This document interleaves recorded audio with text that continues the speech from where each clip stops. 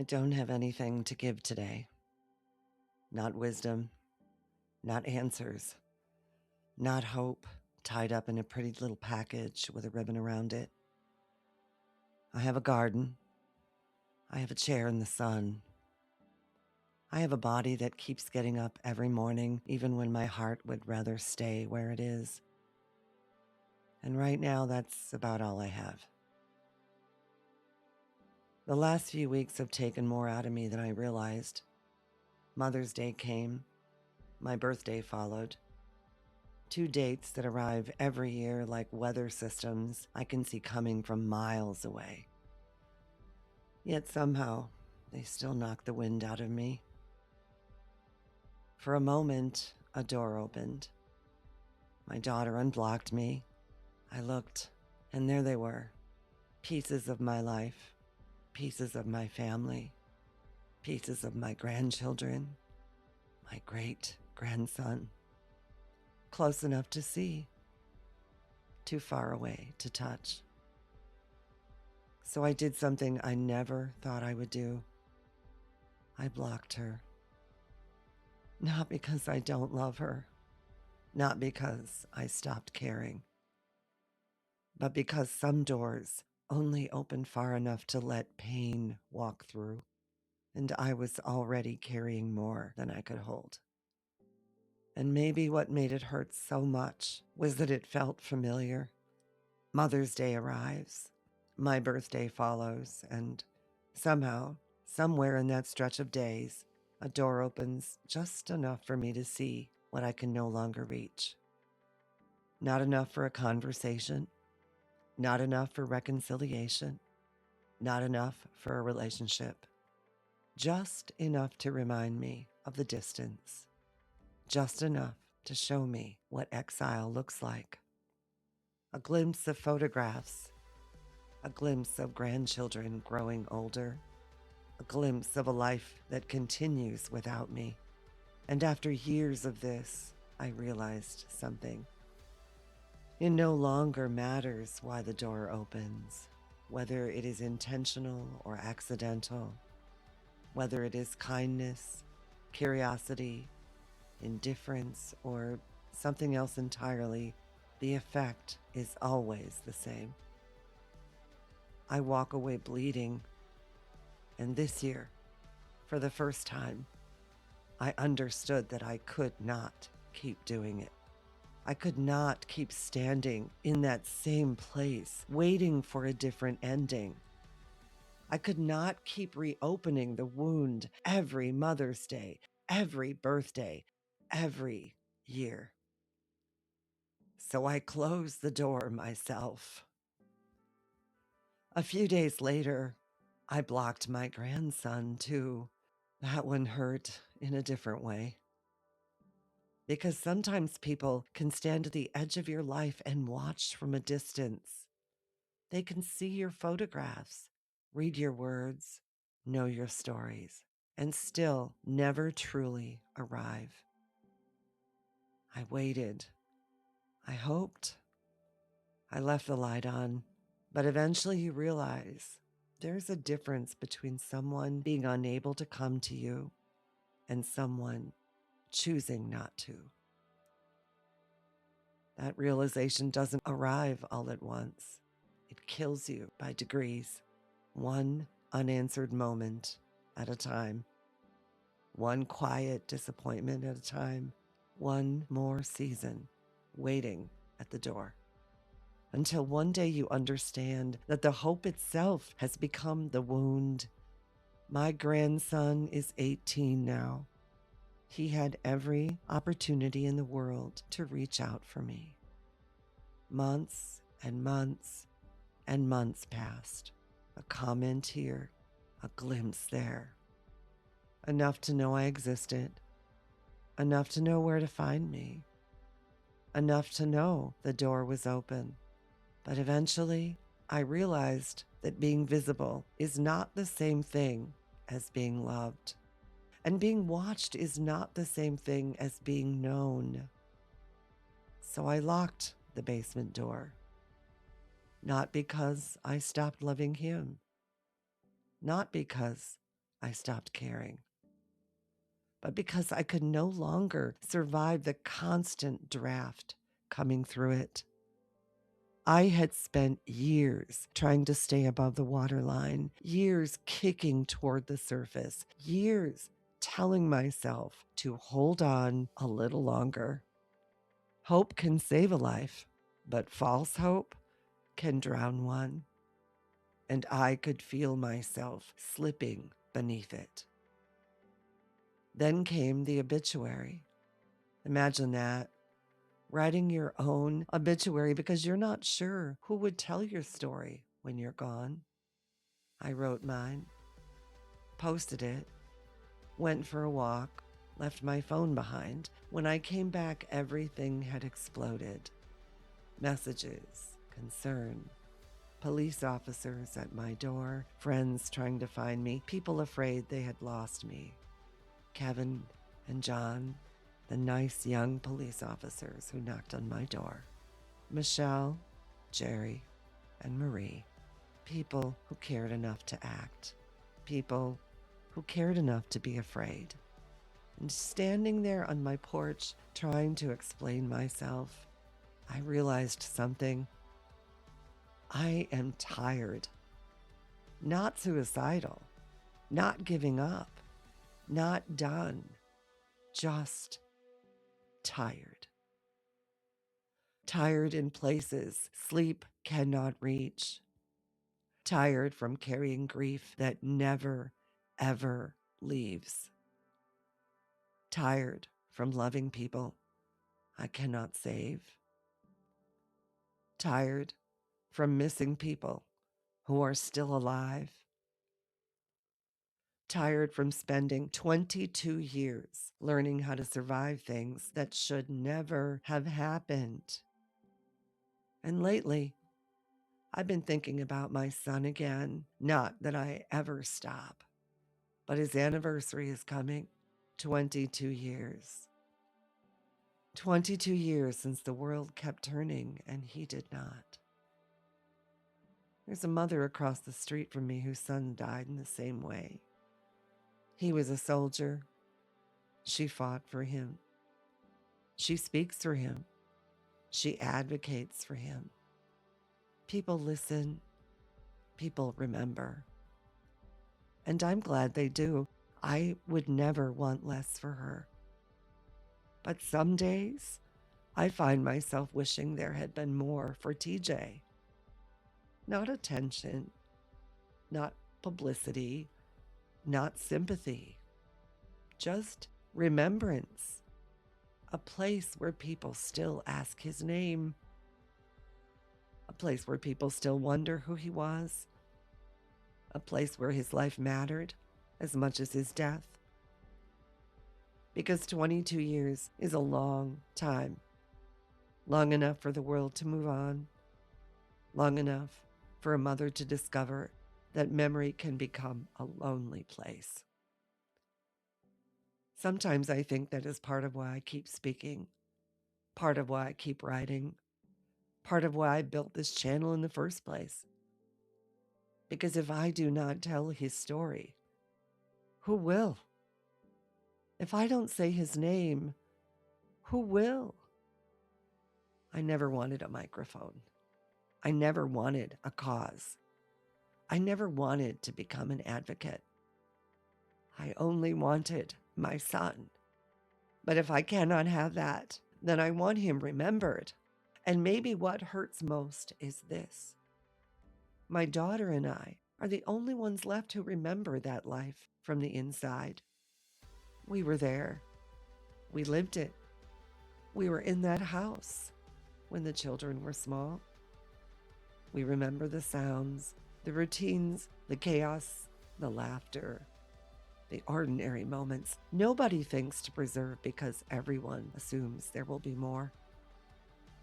We are the keepers of the same history, or at least we should be. But we are not sharing those memories. We are not telling those stories. We are not sitting together saying, "Do you remember when?"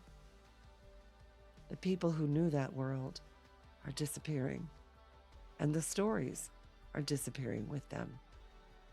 Sometimes I think about a memory from those years and realize there's only one other person alive who remembers it exactly as I do. And she is gone from my life. That may be one of the loneliest parts of all of this. Not simply losing people, losing the witnesses, losing the people who can look at the same memory and say, yes, I was there too. Because memories were never meant to live alone. They were meant to be shared. And now the history of an entire family sits divided between two people who no longer speak. There is something profoundly tragic about that. Something that feels like a second loss layered over the first. Not just the loss of a son, not just the loss of a daughter, but the loss of the only other person who truly remembers the life that came before all of this. And there's another grief I rarely talk about, the grief of becoming old in a life that did not go according to plan. I am 69 years old. I drive a car that is 23 years old. It rattles. It makes noises.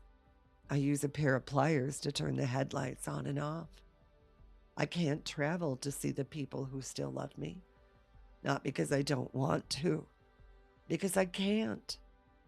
And sometimes I sit with that reality longer than I should, because this was never supposed to be my life. I worked hard. God, I worked hard.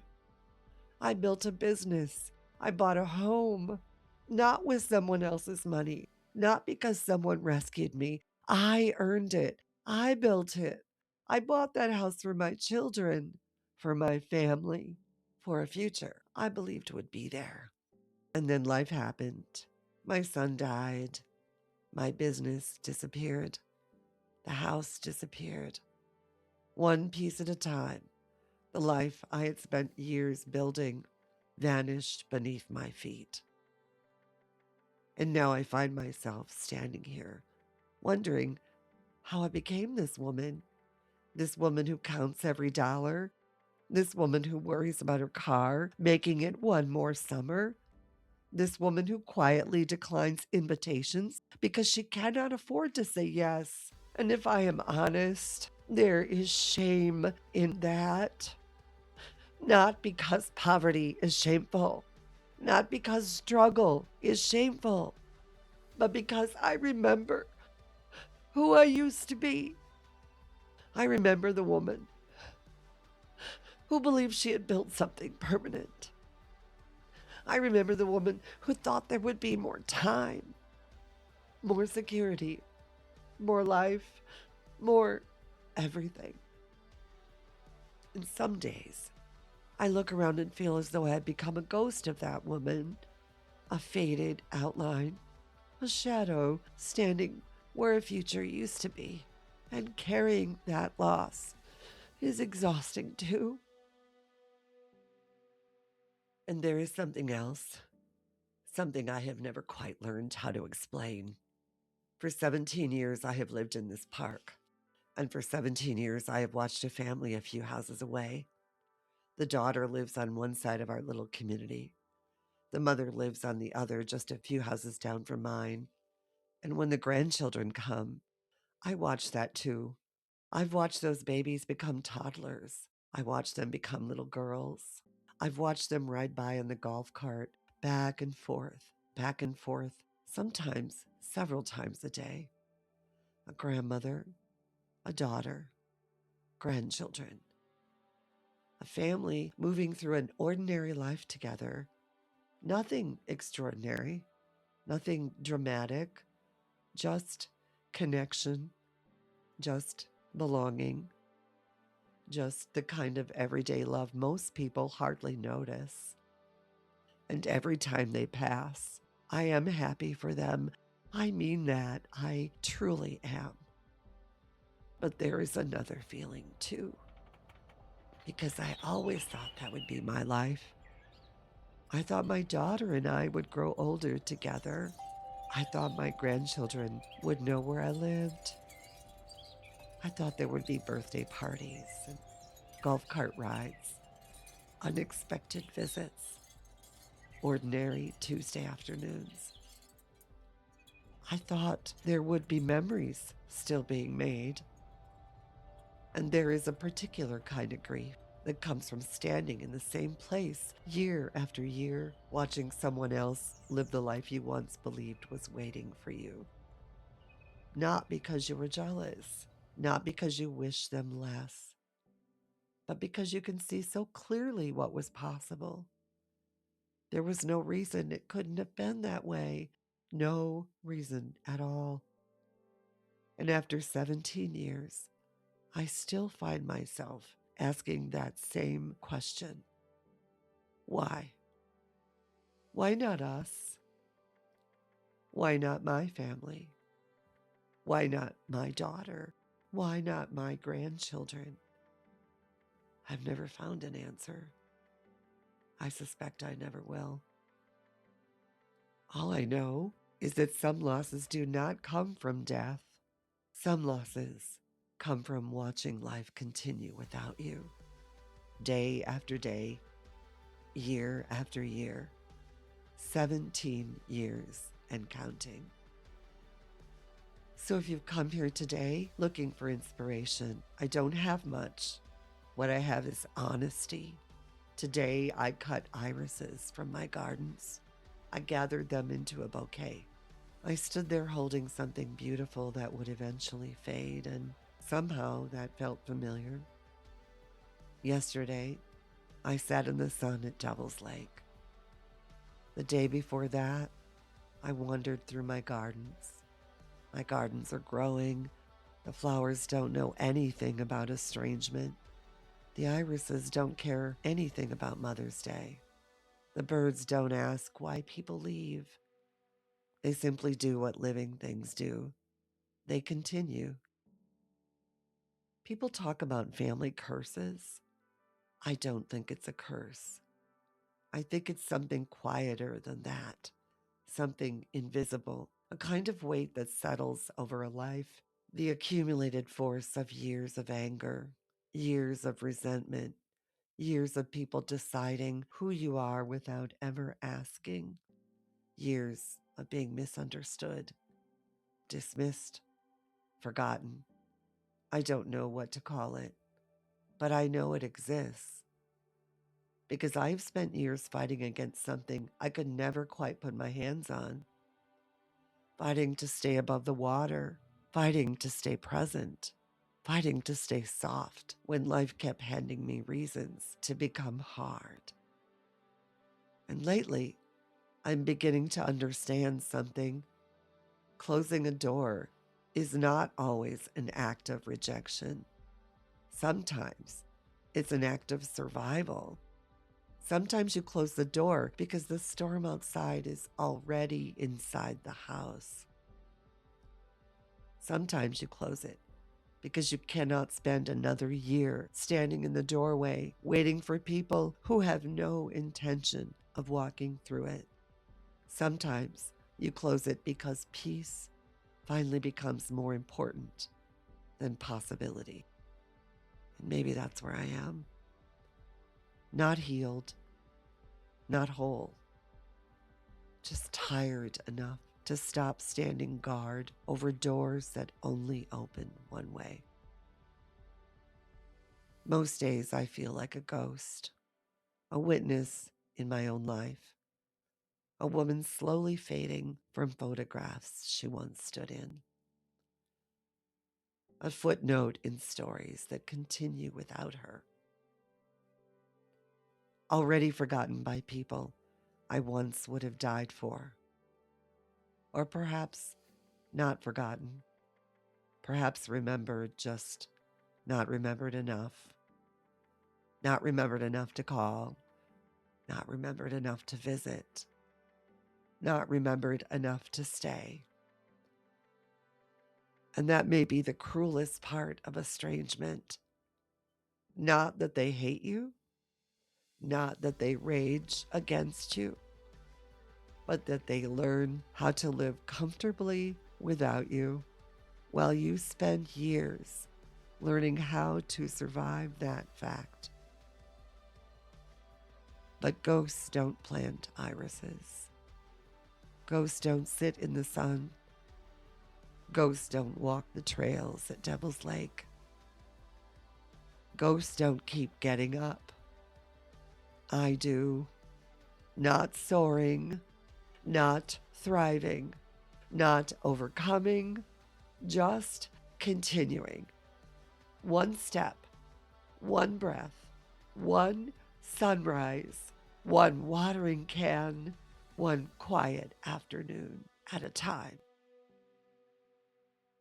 I don't have anything to give today except this truth. Sometimes survival is not a victory speech. Sometimes it's simply refusing to disappear. And for now, that is enough.